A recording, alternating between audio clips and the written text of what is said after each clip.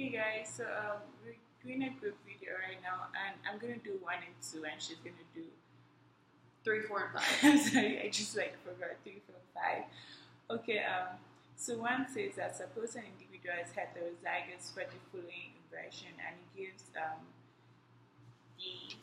this is right here. I don't know if you can see that. So this is like the normal one, and this is like the inverted one. So to do that, we have to draw a loopy thingy, right? That's what it looks like. Yeah, it's a loop. Yeah. So you get the normal one, okay, like the inverted one up here, and then this is the loop, and then you write the things like the numbers. The letters that Yeah, correlate. yeah, that is the correlate, and then you now do the normal one under here, and then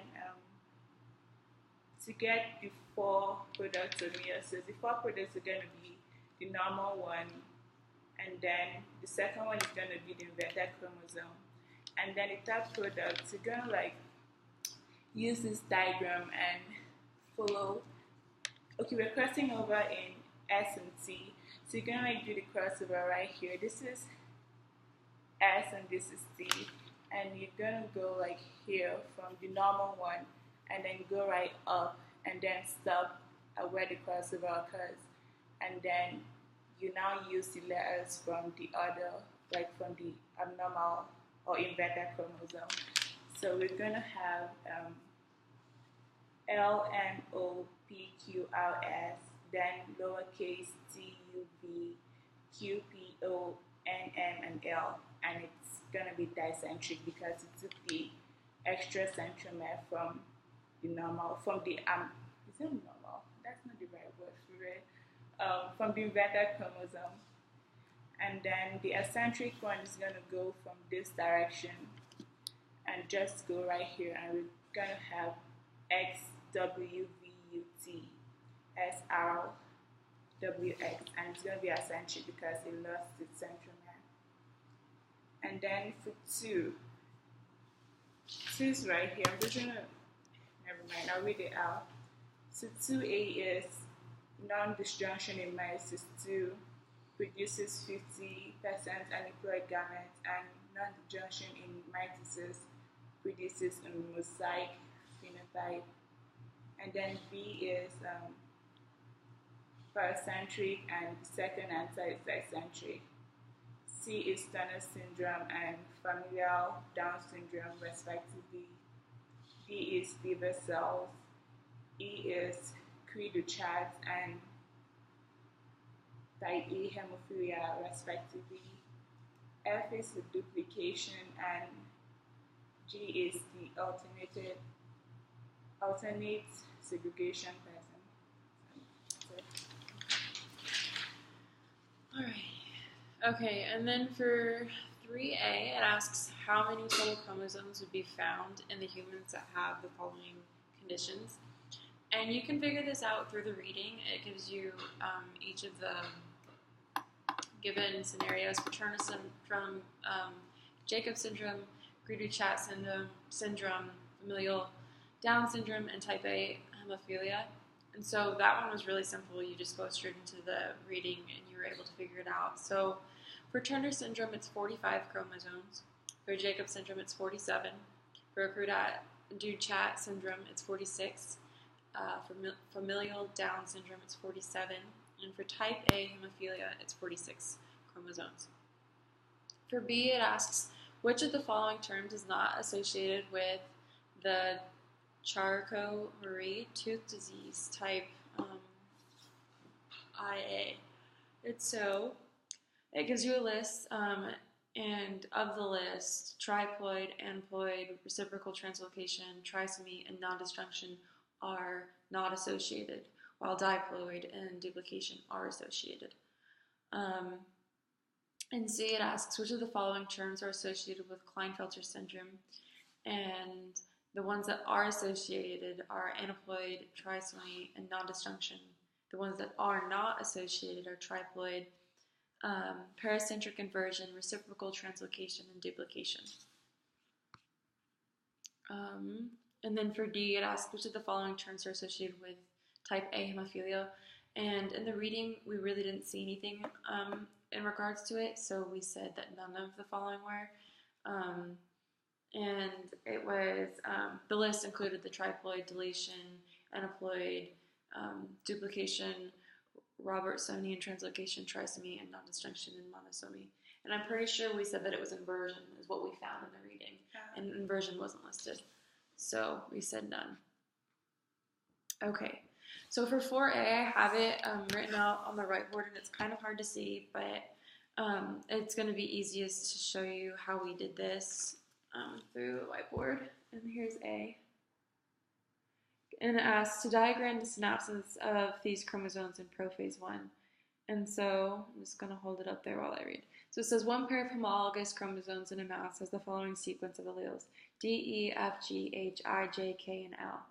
And another pair of homologous chromosomes has the following sequence of alleles: M, N, O, P, Q, R, S, T. Suppose a reciprocal translocation occurs between one chromosome in each pair, producing the following allele arrangement on 2 of the 4 chromosomes, D, E, F, P, Q, R, S, T on one chromosome, and M, N, O, G, H, and I, J, K, L on the other.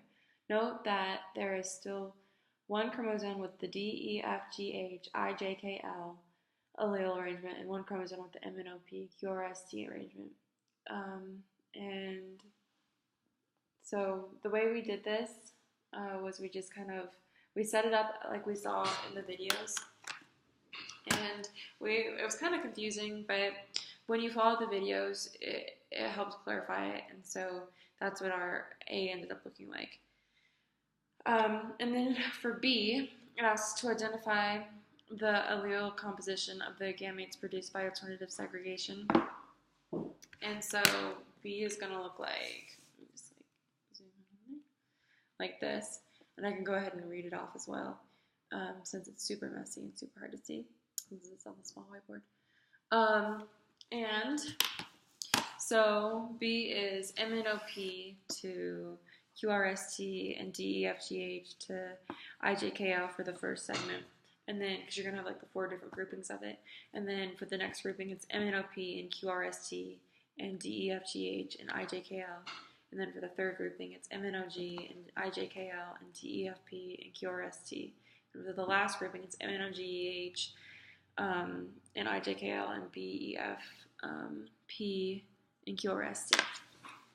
Okay, and so you're going to kind of follow that same process for C and D. And so for C, you get DEFP and QRST and DEFP and IJKL for the first grouping. For the second grouping, you get DEFP, QRST, D, and DEFGH and IJKL. And for the third grouping, you get MNOP and QRST. And for the last grouping, you get MNO and GH, XIJKL. And then for D, you get MNOP, because it asks you to identify the allele composition of the gametes produced by adjacent to segregation. So you're doing the same process, and you just have to match it all up. And it's MNOP and QRST and DEFP and QRST for the first grouping. The second is MNOP, QRST, and DEFP by QRST. And then for the third, it's DEFGH by IJKL and MNOGH by IJKL. And then the last grouping is DEFGH by IJKL and MNOGH by IJKL. Okay. And then 5 is simpler again. So it asks, it says cats have 38 chromosomes. How many total chromosomes would be found in the following type of cat? And it gave you different types such as triploid, monosomic, deletion, Robertsonian translocation, and reciprocal translocation. And each are really simple to do. If you look in the readings, it tells you with each disorder and with each of these things how many chromosomes you will have. And so you just take our total number and you apply the rules to the total number of chromosomes which we have. So in a triploid cat, we know that you would just, I think it's like the 2n plus 1.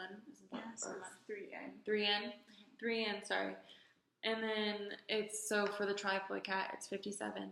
And then for B, it's a cat that is monosomic of chromosome 12, so you know it would be 37 because it was only monosomic. Yeah, that's one chromosome. And that's just one less. And then a cat that has suffered a terminal deletion on a chromosome 7 would just be 38. And then a cat that has suffered a Robertsonian translocation between chromosome 17 and 18 would be 39. And then a cat that has suffered a reciprocal translocation between chromosomes 6 and 9 would be 38. Okay, and so that is our video for this week, and we are done.